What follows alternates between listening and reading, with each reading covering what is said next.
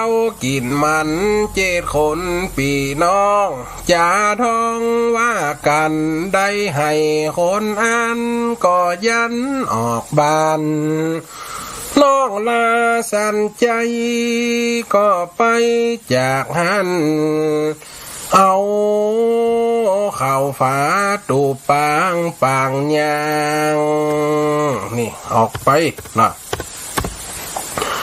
พาลานาสี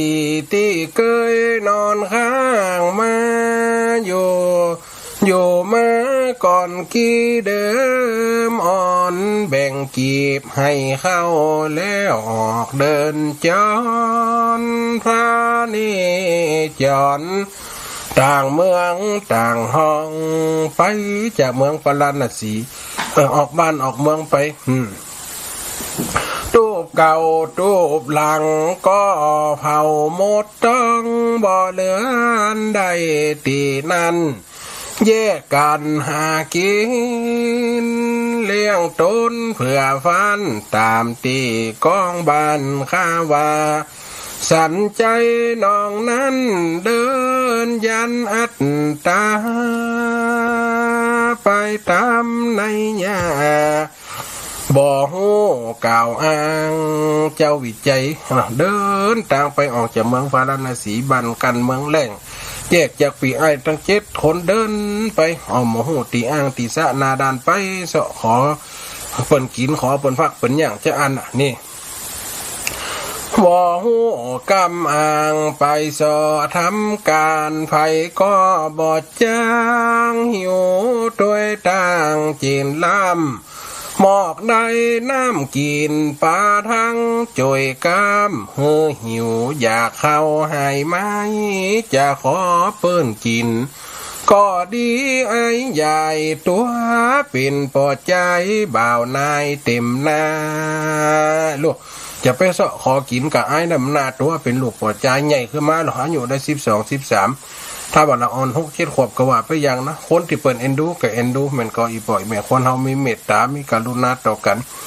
เจ้าวิจัยก็เดินไปน่ะเสาะหากินเรื่องต้องเรื่องปากเพราะว่าปีอ้ายต่างคนต่างหนีละหมด บ่าวนายเต็มนาไปเก็บคุยสร้างคุยไล่เจ้าข้าได้เอามาตำตุบหมอกได้เป็นสารเอาน้ำมาจุบเก็บฟักหยอดหญ้าใบงามใส่บอกไม้ดังไฟเผาลามหาตีลำบ่มีสักหน่อยอ๋อเนี่ยทุกท่านปันอันคนต่างก่อนเปิ่นกินพุกกินก้อยหน่อยปล่อยแม่นะกินขุยไหลขุยบงเอามาตุบเอามาตำอย่างเข้าฮักเกิงเนี่ยนะในขุยไหลขุยซางกะเก็บมาหลับฟักก็ใส่บอกไม่เข้าหลามเผากินประทังชีวิตไปจะอันตุกเตียงเปียงอันนะเพราะว่าเป็นกำพร้าพ่อแม่ตายละเหลือ7 คนปีน้องประกันไหลกันออกบ้านออกจองพิษหัวกันหาตีลำบ่มีสักหน่อยก็เดินทางไปไกลหนที่ถ้อยลัดป่าลัดดอยหลายลำนับเกิงเดือนไปไฟบ่อโผดกำนอนป่านอนทำร้อมคายามเมื่อนั้นถึงเมืองจำปานาคาลาป่าช้ามากกว้างจากเมืองพาราณสีที่แห้งแล้งน้ำป้มมีก็ไม่ก็ตอกแห้งตายขันว่านกหนูหูปีก้มอยู่หัวควายกระตายหมดเหลวไปทันได้เกี่ยวกับหญ้าแห้งขี้ปุ่มดักดูขี้ข้างหลังเล่งไว้นาดีเห็นดูบ้านหนีเมืองหนีคุณหนีเมืองหนีก็มาสดตีเมืองจำปานครนี่เจ้าวิจัยสดมาเมืองจำปาโอ้บ้านนี่เปิ่นจุ่มเปิ่นเย็นเด้อน้ำไหลลุ่มๆน้ำล่ำพักไม่ใช่หญ้าเขียวชุดหูชุดตางัวควายหลังเพราะเป็นแป้นดูดำคำดำขมิ้มขมอมอยู่กลางตรงกลางร่างงัวควายไหลกันอื่นกันโตม่วนนี่ถึงเมืองจำปานาคาราประชามากว้างน้ำไหลสุดตาผู้ป่าอยู่สร้างหัวควายเดินต่างงุ่มงัวพักไม่ตอดเครือหวันเลือตามหัวหมากปู อยู่กลางบางใบ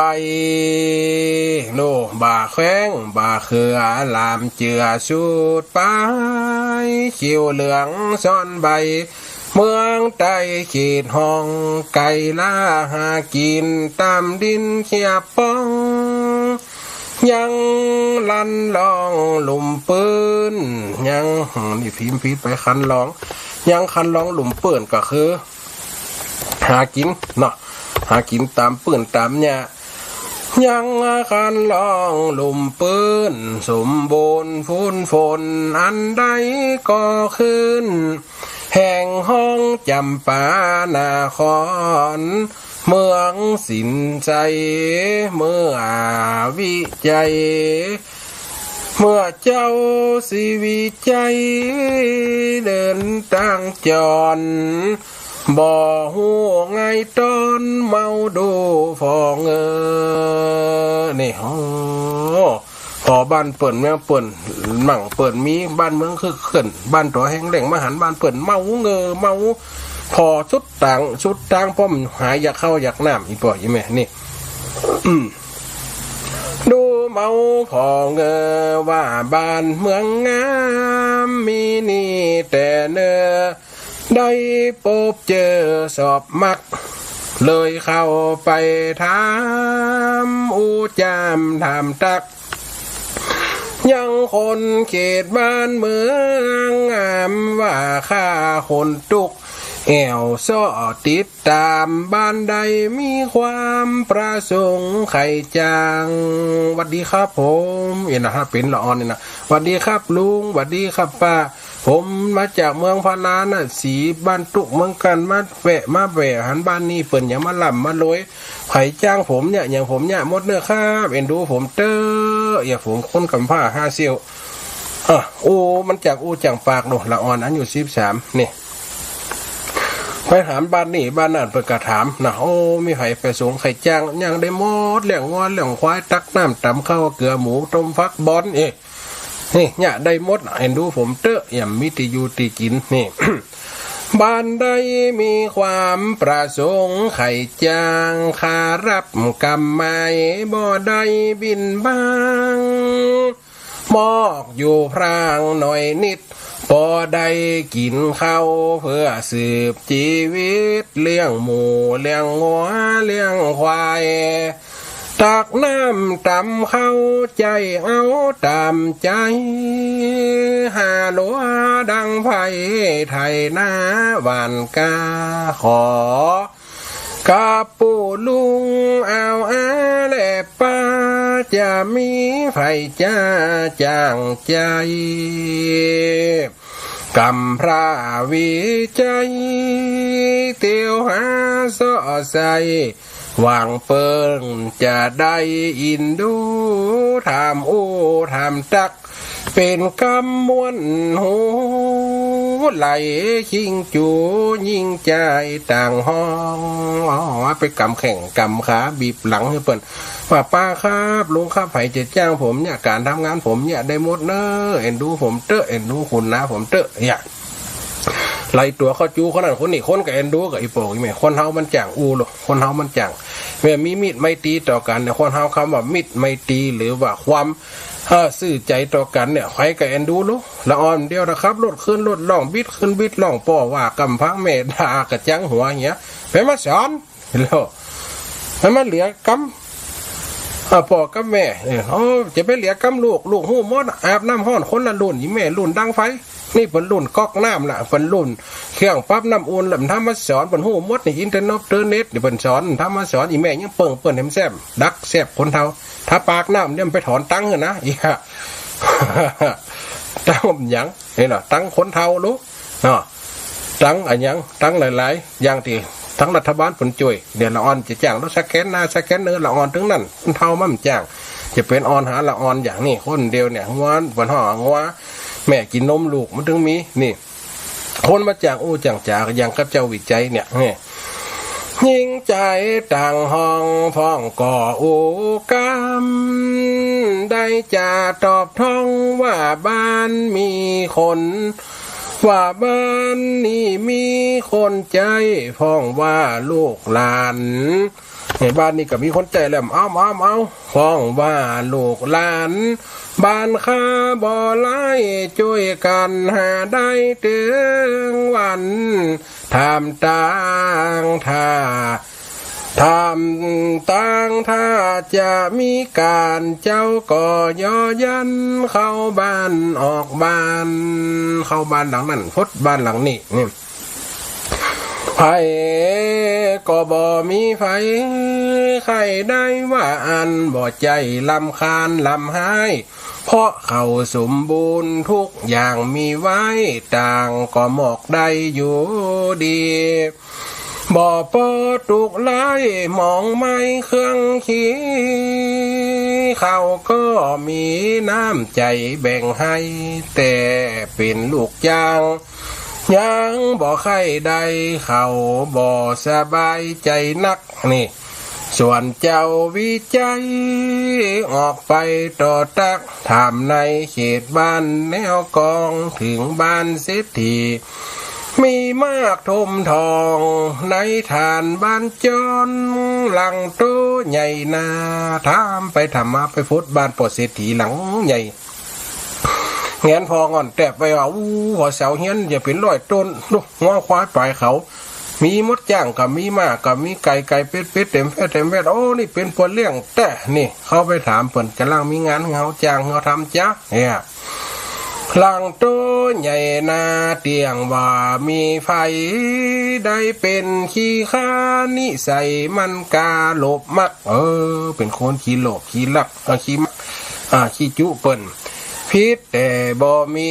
ไผในจะหักโกงกินลูกจ้างวงวานคนก็บอกตักบ่ดีเน้อหลานเศรษฐีสันดานเจือแต่บ่ได้โอ้ไอ้วิจัยจะไปอยู่บ้านเศรษฐีนี่กะจะไปเน้อ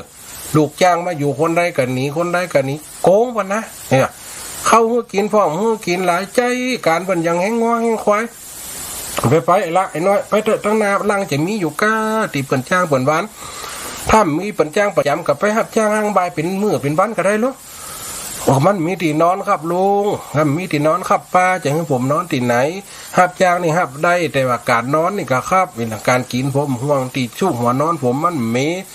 โอ้ลุงบอกดีเนี่ยหลานเฮ้ยไอเศรษฐีนี่มันพอเจียได้นะมันเป็นดีมีห่างเป็นดีมีกินเพราะสันดานคนอื่นเนี่ยคนเฮาผลว่ารวยเพราะเงินคนอื่นรวยเพราะบุญคนอื่นรวยเพราะการทำนาบนหลังคนโอ้สังคมมันเดียวแซมหันหนักหน่อยปล่อยแม่เนาะสังคมเดียวยิ่งยังการทำนาบนหลังคนการทำในสิ่งตีพิษกฎหมายทำสิ่งตีมนี้เนี่ยเงื่อตัวเก่าลำโดยใดเพราะตัวนี่ทำตัวสันดานหรือทำตัวจั่วจ้าพิษศีลธรรมพิษกองพระเจ้ามีนักเนี่ยบางคนกันเนี่ยอย่างที่กล้าที่หายออกข่าวกันทันก็เขาก็ว่าแต้มได้นะฮะมันออกสื่อรายการวิทยุเนาะเขาก็อย่างที่ออกข่าวน่ะบริษัทนั่นบริษัทนี่จ้างลูกจ้างทำงานจะอันจะอีกสุดท้ายมาเป็นการหลอกซื้อแซ่ลูกโซ่โอ้มาได้สักอย่างคนติดเสียก็คือคนเพื่อนหลักยาอย่างเขาเนี่ยหวังจะได้เงินหมื่นเงินแสนมากินมาจ่ายสุดท้ายกลายเป็นเสียเงินล้านเพื่อเปิ่นเนี่ยเนี่ยมันต้องมีทำนาบนหลังคนเศรษฐีคนนี้ก็จะอีบ่อยแม่นแหละเชื่อแต่บ่ได้บ่มีไฟจะเคารพไว้มันอุบายหนักล้ำบ่าวน้อยวิจัยก็ได้ขีดย้ำหลอนเปิ้นโผดกำตึงดีอยู่สักขวบลวดสะนำปีก้อยหาต่างดีได้เงินบาทถอยเป็นอย่างครับท้าได้ฟ้องเงินบาทเงินร้อยผมก็จะซื้อตีเนี่ยตีน้อยห้อยตูไฟก็ได้แปลงตูแปลงปางนอนผมก็จะดีใจจะได้ตั้งตัวสักเล็กสักน้อยก้อยพอเล่งลอยตามนั้นผู้คนตั้งหลายก็ไม่ขาดค้านเจ้าก็บอกตันขอบคุณเนอะที่เป็นห่วงกันลุงที่ได้หลวงข้ามีก้าปานปูนบ่ได้มีทุนห่มหัวก่อนอันบ่าวน้อยวิจัยก็ไปหอดบ้านเศรษฐีโกวินตะเศรษฐีนี่ชื่อว่าเศรษฐีโกวินตะนี่มันเป็นคนที่ไม่ดีเป็นคนที่หลอกบ้านดอกเมือง โหทีโกวินตะได้กลมมอบตัวเข้าหาบ่ละเป็นลูกจ้างกินนอนสุดแต่ป่อไทยจะได้สั่งสอนข้านายมอนฟังก่อนจูดันจะเฮือทำงานออกนอกบ้านในบ้านบ่มีลำขันจมพ้องเศรษฐีเมื่อนั้นก็จะปากป้องไข่หัวจืดนาเฮฮาไอ้น้อยวิจัยจะมาเป็นลูกจ้างพ่อเศรษฐียินดีปันเลิกยังคนเป็นลูกจ้างอีป่ออีลูกแต่ปัดถึงบอกได้ว่าปูห่านี่มันดีปูห่านี่มันโกงกินเงินลูกจ้างกินเงินลูกจ้างป้อได้ยินดีสีขาลาถึงมาอยู่ในจะเอายังจะกินยังบอกป้อนี่ตบอกใส่ตบขาใส่จะเอายังไงล่ะไข่หัวแล้วแต่มันไข่หัวยังมีเหล็กสไหนไข่หัวว่าเหยื่อกูมาละกูจะได้โกงกินจะจุบานี่ทำงานแถมมันคนต่างตีกูดูต่างบีปีมีสักน้องดูมีสักปลาสักอาสักลุงกูดูต่างจะบีบมันไก่น้อยในองมือกูจะบีบมันกัดตายกูจะค้ายมันกัดหลอดอยู่ตีกูนี่ใครหัวหลันบ้านหลันเมียงปู่โกวินตานี่นะใครหัวเจิดหน้าเฮหาเอามือตบ3ลบสันขาแล้วตบสันขาเพี้ยนี่กล่าวว่ามาป้อนี่รับได้3ถามชื่อถามเสียงก็ตอบจะใจผมชื่อวิจัยเจียงจันทร์พาราณสีเมืองที่อยู่นั้นเกิดการแห้งแล้งบอดวายมันก็เล่าเก้าแต่เงาสุดไปเศรษฐีป้อไหนได้ฟังเมื่ออันเล่าโมดบัดตีมีปีอ้ายด้วยกัน7 คนมาเดี๋ยวนี้ล่ะกันว่าเอาให้เข้ามาโบแบ่งกันคนกีบนี่เน็บเอลวันนี้นี่ปลุงเนี่ยปอเศรษฐีเนี่ยเล่ามาโมดปอกระต่ายแม่กระต่ายมียังมาขอเอาเป็นลูกจ้างห้างกินกับปอเศรษฐีเนี่ยเน้อได้ฟังเมื่ออันก็คิดวางแผนเอาเปรียบจันว่ากล่าวรายงานการใจเอาละเศรษฐีเริ่มวางแผนจะโกงไอ้คนน้อยนี่ละว่าพ่อจะรับเอาสู่นี่ไว้แต่มอกว่าได้เลี้ยงควายเป็นเลี้ยงควายเนอจะยกพอเลี้ยงควายค่าตั้งหลาย100ตัวบัดใดจะได้บัดใด101ตัวมึงพ่อไก่ป่ามันไปเอวเซาะกินน้ำกินหนองยามีเฉพาะแคว้นตรงกว้างตั้งใดแล้วแต่มึงเตอะป้าไปไก่ครบปีเมื่อใดกูกาจาง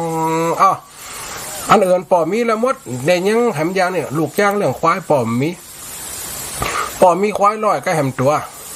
ควายแม่ทั้งนั้นไหนละถ้าว่ามันเกิดมาตัวแรกปุ๊บมึงเอาไปโคมกูเอามาโคมถ้าว่ามันเกิดมาแหมตัวนี่ล่ะถ้าตัวที่2เกิดมึงก็ได้แหมโคมกูได้แหมโคมนี่กลายเป็นว่ามึงกับป่อเนี่ยควาย2ตัวแบ่งกันคนตัวล่ะถ้าค่อยปีเฮาปานกัน100ตัวมึงก็ได้ควาย100ปลายแล้วมึงนี่100นี่กึดดีเจ้าป่อนี่มึงนี่กึดดีคนอื่นนี่ง่าวหมดนี่ล่ะมันอยู่แต่ป้อมพุทธสักคนค้ำสู้กันนะเห็นล่ะแต่ตัววางแผนเนี่ยก็ถึงปีมามั่มจริงคือกะจ้างเปิ้นเนาะจุเปิ้นเลี้ยง6ควายเกินได้ยังมือสาบเลยผู้หานี่มึงที่ใบมันดิ้งไปไก่โคปีเมื่อใดกู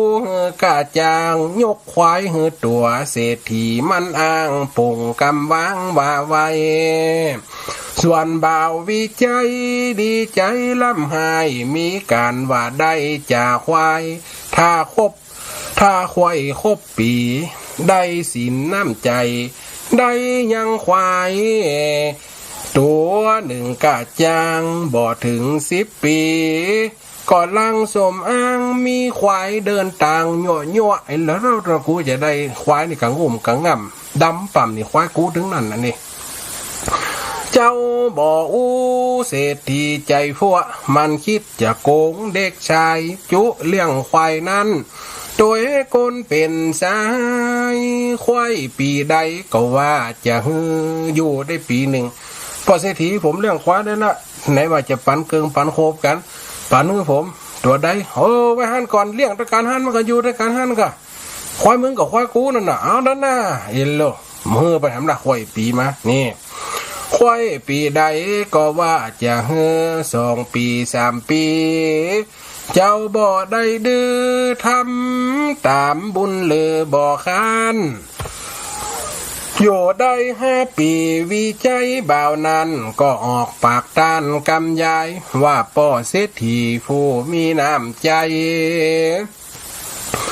ว่าจะปันควายกล้าไม้แต่ตนมันหักกำขานต่อวานเหลือโซนเศรษฐีเป็นคนใจยักเฮ้ยมึงมาถามยังกับนี่ควายมึงอยู่กับป่อได้กี่ปี3 ปี4 ปีมึงกินข้าวไผมึงนอนบ้านไผอย่าหวังนะควายนี่กู้มืออินโลเอาแล้วเศรษฐีนี่เริ่มละหลายน้อยมันก็เจอใครเถียงน้อยอินเนาะไอ้พ่อไอ้แม่น่ะมันก็มีปัญญาเศรษฐีใจยักออกปากจ้างได้บ่หมายสืบจักมาตุกใจเจ้าวิชัยโกวินตะเศรษฐีเหลือใจจูเปิ้นเลี้ยงควายบ่ปันตามโอปอทวน5 ปีทำดีจืนสู้ได้แค่จ่าควายพอเลี้ยง5 ปีควายตัวกำได้ส่วนเจ้าวิจัยถามไปหลายเยื่องว่าป่อเศรษฐีลืมกรรมนี่ป่อเศรษฐีลืมอย่ากว่าแต่งแซงบ่จดจืดจำจ้างค่าอยู่นำกระทำการให้ก็เลยพิจใจจะให้สั่งเวทวิจัยบ่าวน้อยให้ดินไปดินมาเถียงเปิ่นกำได้เปิ่นเป็นเจ้าลูกเนาะเปิ่นเป็นเจ้าชีวิตเป็นเจ้าของควายเนาะสังเวชวิจัยบ่าวน้อยจะว่าหลายกรรมตัวซ้ำตามก้อยเปิ้นเป็นนายจ้างมีเงินก็ว่าสุดท้ายเป็นกรรมแก่ตนจะอยู่บ่เหมือนถ้าเป็นเจ้าอีอันผมหนีก็ได้ผมอยู่ป่อเศรษฐียังได้กระจ่างคนเฮามาจู้มาไล่กันอย่างกำแต่เก้าเอาไปขวางไว้ไหนคนใหญ่อุ้มเป็นคนใหญ่นี่เจ้าวิจัยมีกำเกิดโลกข้าจักหนีออกจากเสียนี้บ่ปูนดีฟังเจนล้ำเศรษฐีผิดใจเอิ้นด่าบอกกำว่าไปก็ไปเสียหน้าไปกับไปกับเฮ้ยไม่มาลำนี่ลำไรอย่ามาอู้อย่างอู้อย่าอู้ถอนคนแน่กับไปเลยไปเฮียบ้านกูเคยอยู่กันได้นี่เอาแหละคนมันไปดีบ่ท่าลำลิด่าเหมือนหมูมากันมึงจะลาจะไปจากคากูจักโป่งปันควายตัวหนาบนาควายเท่านี่กาแม่เก่าบักกันเปิ้นว่ากูจะโยกควายให้ตัวก็ได้เป็นลากเอาควายเท่าอีพออีแม่ถ้าเป็นคนกับ80วันนะเนี่ยควายเท่าน่ะควายมันอายุ20 ปีมันก็เท่าละ10 ปลายปีมันมีลูกแล้วควายเก่านี่มันเป็นควายเศรษฐีเลี้ยงมาได้20 ปีถ้าเป็นคนนี่กับ80 90เขียวกระป้อมมีหนังเหี่ยวมดแคบว่ามดขี้ปัญหาโคโลอีปอีแม่หูหนาตาจั่วแมงวีตอมหวาโจสวนควายเท่าตายควายดีตายเอาไปบักเอาไปนั่งได้กับไปอย่าไปมาปะมาหยาบบ้านกูแหนมซ้ำออกไปโลเศรษฐีที่แบบนี้เหงาเอาควายเท่าเปิ่นควายเท่าหนาบนาควายตัวหนาบนาควายเท่านี่กาแม่เก่าเอาไปจุงไปบ่ท่าปอกเต้ามันด่าตัวเจ้าไหลกำเอาควายแก่ข้าวเจ้าหน้าน้ำเอกสะดาตำไล่หำออกบานควายเท่าห้างฟอมยืนปอบอมันเกิดมานานเมื่อเก่าจะเดินจะเตียวบ่ไหวแต่เล่ากินยาปลายเข้ายาบางยาปองยาใส่กินได้กินกับปลายเข้าต่างอันมันเคี้ยวมีล่ะเคี้ยวเราเบาหมด เขี้ยวหล่อนหมดแล้วขี้ปอปันหางหูตาก่อพางย่างต่างก่อหานบ่าวน้อยวิจัยก็ออกจากบ้านเศรษฐีใจมันรอกใจได้ควายแม่เท่าไปตัวยบ่อไล่เจ้าก็อินดูขุนนาเดินเรียบเลาะ ไปตามปราสาจากข้าว่าเศรษฐีที่หันปูนอินดูตุกปอปูนอันควายเท่าก้อยการย่องย่อแงะแงะหนอควายเท่าเดินตังเจ้าเตะกวนจะสีกวนจะจุ่มจะล่มติควายเท่าเนี่ยเป็นควายเก่าแต่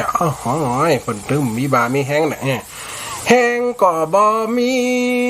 เดินไปเรียบเลาะยุดย่างเป็นวางเป็นข้าวขี่บละเละปันหางมด ไผ่หันกอดตักจุ่มแล้วบ่าวสาวแม่ห้างนางหนาวคนเจ้าแขวนบ้านว่าไอ้บ่าวนายควายเท่าปุ่นอันจะจุงไปตันหลอดเหล้ามันปอจะตายเอาขายแหลกเต้าหมอกปอได้เข้าสักแข้งหรอควายตัวนี้แหละเข้าได้เข้าแข้งเดียวแต่ลิดย่ำได้นะอีบ่อยแม่ลิดนี่มันยังว่าได้2แข้งเนาะ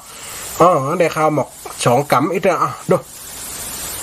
หมอกปอได้เข้าสักแข้งเลี้ยงเป็นภาระบ่มีแก้วแสงข้าเพียงยังแปลงไปไผซื้อบอดใดปล่อยมันตายเสียเตอะบ่าวอ้ายขายขนังไปเต่านั้นไผหันไผก้อยว่ารอยขยันปีน้องเจ้าบ้านยิ่งใจเจ้าวิสัยนั้นก็แก่กำไข่ว่าจ้างเตือนนายปู่ลุงแม่ป้าจ้างมาเถอะครับผมเป็นอย่างครับควายมันก็มีชีวิตครับอย่าเนาะมันก็ฮักของมันผมก็จะเลี้ยงไปถ้ามันตายไปเหี่ยกับมดเว้นมันผมก็จะไปเสาะรับจ้างหางบ่ายหากินต่อไปอย่ามาเตอะปลุงแม่ป้าผมบางหวังอย่างละอย่าเอ็นดูมันเนาะศาสตร์มันเปิ่งคนหวังกินน้ำยาควายซาลาแก่ข้าวข้าจะเลี้ยงดูควายตัวนี้เล่า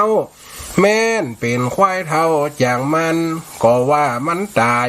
เสี่ยงไว้เวรกรรมข้าจะนำเลี้ยงดูฝ่อเฝ้า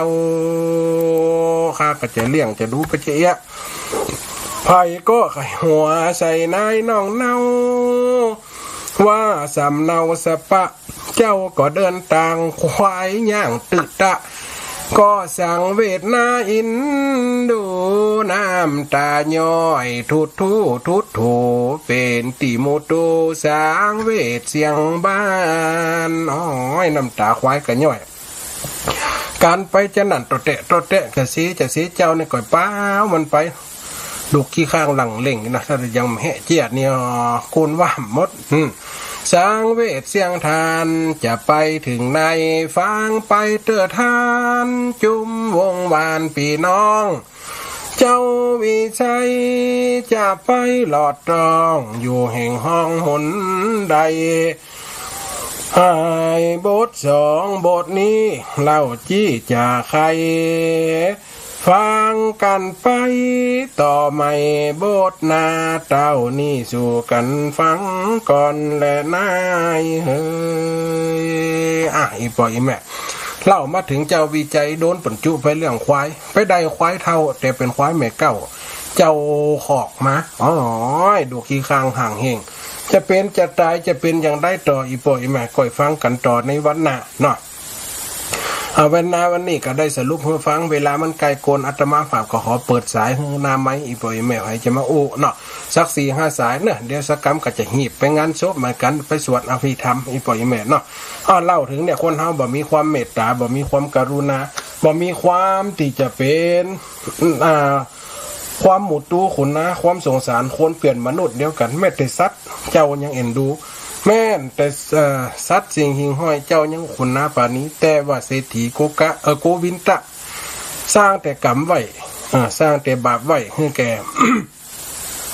คนทั้งหลายเพราะว่ายังมันบ่เชื่อ มันจุคนมันอยากการให้มันหลายครั้งสุดท้ายเจ้าวิจัยเนี่ยคนตุกคนอยากฝากกันลูกจากบ้านจากเมืองพาราณสีมาปึงที่เมืองจำปาจะเป็นอย่างได้ต่อกันวันนาอีปอยแม่ลองมาฟังเรื่องควายสามเขานะจะม่วนอย่างได้สรุปจะได้นั้นจะได้คติธรรมจะได้อีปอยแม่จะได้หู้จะได้หันจะได้ฟังคนใดจะโทรเข้ามาเนาะขอเปิดโอกาสโทรหน้าไม้สัก4-5 สายฟังกันตั้งใดสายแรกเจริญพรสาธุสาธุตั้งเชียงใหม่ชัดเจนเลยแม่ชัดเจนจะเดียวแหละสาธุเนื้อหนาวก็แค่ช้ำอะไรก็เนี่ยควายสามเขาควายสามเขาอ๋อคุณจะได้ยินแล้วกำเลยนะก่อนก็ได้ยินนะก่อนอ่ะไปได้ยินที่ไหนมาก่อนอ่ะเดี๋ยวไปได้ยินกันเถอะสาธุเด้อจะฟังให้จะชกเนี่ยนั่นน่ะถ้าสารกำแพงป้อหนาวแหละป้อหนาวเลยวันนี้สาธุเด้อเจริญพรโยมยายมันหนาวมาเจ้าอักขระหน่อยนั่นน่ะสาธุเจริญพรเด้อแล้วมันจะกลางเจ้า90ไปแข็งแรงอยู่สาธุเจริญพรสาธุจางเจ้าสาธุตั้งได้แม่บ้านนั้นบ้านสันทรายนาลายเจ้าบ้านสันทรายตำบลบางยิ้วฟังงาน107เจ้าตำบลบางยิ้วไม่ขจานนะแม่ละสาธุเนอะพี่น้องต้องไม่ขจานเนาะนี่ดูดอกอันที่ใส่เนาะอินดูแล้วอินดูเจ้าวิจัยเนาะเจ้าวิจัยจะเป็นยังไงแม่ฟังไปนะจากม่วน5 ปีจะได้อย่างสั้นอย่างคนเอามันขี้จุ้ยแม่เนาะคนอันลำเหลือจะทีอย่างอันลำเหลือนั่นน่ะกะเดี๋ยวมันจะไปจบจะได้แม่ฟังไปม่วนนะเรื่องนี้นะเรื่องควายสามเขาได้ยมแม่แม่จารย์เจ้าเด้อสาธุแม่เจ้าว่าสาเจ้าสาธุตั้งบ้านห้องละปูนชัดเจนมากชัดเจนจริงนะอินดูควายเท่าเลยมันหนักเอ็นดูเจ้าวิจัยไม่ได้เอ็นดูควายหมดโจ้จ้ะชัดเจนที่98.75นะเจ้า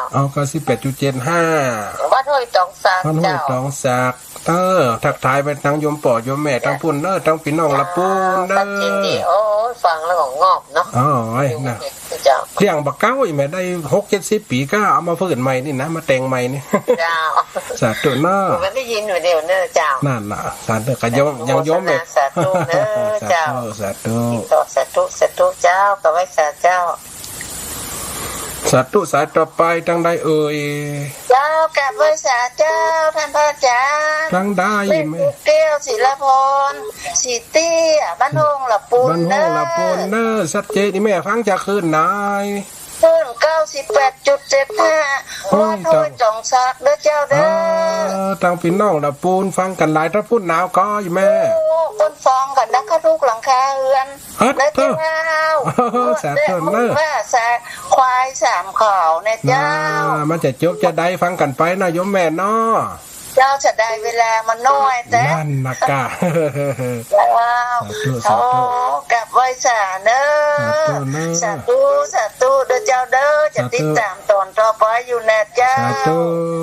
ทักทายพี่น้องตั้งบ้านห้องละปูนเนอขึ้นห้อยตรงแซ่บทุกหลังคายเรือนเนอสาธุเจ้าสาธุโยมแม่เอ้ยวังมนวังเหนือใส่ไหมเป็นสาเจ้าท่านอาจารย์โยมแม่เอ้ยเนาะเจ้าม่วนดีเนาะม่วนนี้เลยแม่ตั้งวังเหนือฝนหน้ากระต่ายว่าเนาะติดนาต่อกันแฮะนั่งจำกันนะพี่ไว้วัดวันจะพิษแล้วแม่จะได้เป็นม้าก็จำเป็นม้าเนาะไอ้กายแม่ฟอถึงไหนเหี้ยบ้านนะตีอันถึงไหนนะตีอันตียังนะตีอันตีใกล้จะกินข้าวนั่นตีอันหลัก2 อันตีน้องนะลูกอันทำไมนะแล้วก็ตอนนั้นจากไหนนะต่อจากนั่นน่ะเยอะเริ่มเป็นว่าต้องเริ่มมาทำจำเป็นจะได้นั่นน่ะเป็นย่างแหมมันนากันได้ปะกันแล้วมันนากับปะกันเห็นเนาะสาธุมาเจ้ากำลังใจจันไว้ตาเจ้าสาธุโยมแม่เรือนแสนต่อวังเหนือ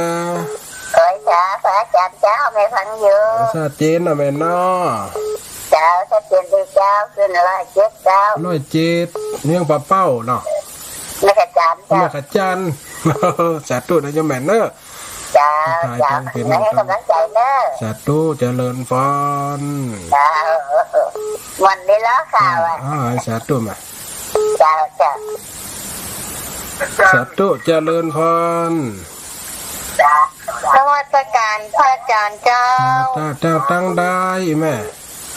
แม่โทรมาแม่เดือนเงินโทรมาจากบ้านจักรน้อยเจ้า นี่แม่เดือนเงินเอ็นนอ เจ้าที่วันนั่นแม่ก็ไปเจ้าพันคอพระอาจารย์น่ะ ที่แม่ได้หอมมาอยู่เนาะ ถวายพระอาจารย์นั่นแหละ นั่นเนาะกินแล้วเนาะชุดจ้างกะจังปียาเข้ากินคอยแม่ถ้ามีคอยแม่ในหิวขนาดนักอ่ะ ที่แม่เอาไปถวายพระอาจารย์โดยพระอัน3 โมงวันนั้นน่ะ สาธุเนอะยายแม่เนอะขอบุญกุศลเนอะจงพระคุมคุมงามเนอะยายแม่เนอะ เจ้า สาธุ วันหน้าวันตากะล่างได้หันกันแหม ต้ เนาะ องถึงหันยายแม่ต้องอยู่ในรายการแฮมเมอร์อยู่น่ะฟังกันไปเก็บ100 ปีปนไหนยายแม่บ่เงินเนอะ วันนี้จ้าวันนั้นนะ สา แม่ ธุ ไปกันพอดีเอาองค์ฐานไอติมไปโดยวันนั้น มันได้หีบสักกำ มันเปิดอยู่ข้างวิหารบนในเฮาไอติมน่ะ สาธุมา เจ้าแล้วก็เอาเข้ามีอ่อนไปโดยวันนั้นนะ สาธุแม่เนาะเวลามันจะหมดเนาะ เจ้า สาธุ สมัสการอาจารย์เนอวันหน้ากำลังได้หันแหนมเนาะ สาธุได้หันกันมา เจ้าม่วนนี้แต่วันนั้นนะ สาธุเนอะ เจ้า สาธุแหมสายเนอะเจริญพร เปิดสาเจ้า สาธุสาธุ เจ้าเป้าหนึ่งเจ้า เลี้ยงปลาเป้าบ้านยางแม่ นักถึงหนองเจ้า หมไก่กันแล้วนี่ เจ้า อยู่คนหลายหัวในคมเจได้ยินอยู่เจโฮมไปแว่งเป้านี่หมไก่กันนะปีนอกตะพุ่นกับมีไก่แม่ทั้งแว่งเป้านะทั้งบานห้วยจุมปูทั้งบานอันยังก็อันนะ แม่อยู่ปงหนองอยู่ยังที่เจ้า แม่ไหนแม่อยู่ตั้งในเวียงหุ่นนะ สาธุนะแม่เนอะสัดเจนนะแม่เนอะ เนาะอยู่เป็นเลี้ยงควาย นั่นหนักกะคนตะกอนกระทุ้งมีไหม จะไป เข้าที่ตุ่นน่ะเนาะ นั่นน่ะ มันจะไปจบจะได้อีแม่ก่อยฟังกันไปเนอะ เจ้าเป็นกำลังใจนะเจ้า สาธุเนอะ สาธุเจ้า วันนี้พี่น้องตะเวียงเป่าๆตั้งลำปูนกันหนักเนาะสาธุเจริญพร ต้องนมัสการเจ้า สาธุโยมแม่อ้อย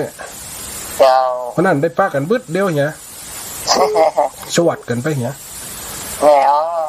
แม่ยังไปยืนพอนั่งพออยู่หรอก ะนั่งพอแม่เอาอันอะไรอย่างก็ขนมหม้อแกงไปอันคุณเอาไปให้อยู่หรอก สาธุนะแม่เนอะ เจ้า ไปทำสายไหมเนาะเวลามันจะหมดไหมเนาะจะไปงานด้วย เจ้าในการนมัสการแม่เป็นกำลังใจให้เด้อ สาธุแม่บัวไข่ เจ้าการนมัสการเจ้าจ้า สาธุเนอะแม่ อยู่เด้อ สาธุฟังอยู่เด้อคนหน่อยนะ อยู่เสมอ ติดตามอยู่เสมอวันนั้นไปล้างถ้วยเมียพ่อคำกะ ไปล่างสอนจนพ้นเนี่ย เป็นยามันมีสะท้ายแม่เนาะก็ต้องจำเป็นช่วยครับแล้วเนาะ เจ้าคนใจกันนักกับมือจับเสีย สาธุนะแม่เนอะเดี๋ยวเวลามันหมดเลยแม่นะส่งท้ายรายการนะแม่เนาะ จ้าตู้อันพระจันทร์เกิดไปทั้งไหนหมออาเหตุสมองเยอะ ไปอันนี้ไปไหมไปอันซบน่ะไปแทนผมนั่นน่ะ แต่นั่น เอามาผมก็มีซบกระบาลนี่ก็เริ่มได้ไป วันนี้พระจันทร์ก็กินนิมนต์ในว่ะ ทิศการไม่ได้จะไปสวดซบเอานี่กะตายแต่เจ้านี่ อ๋อ สาธุนะแม่เนอะ จ้าตู้พระจันทร์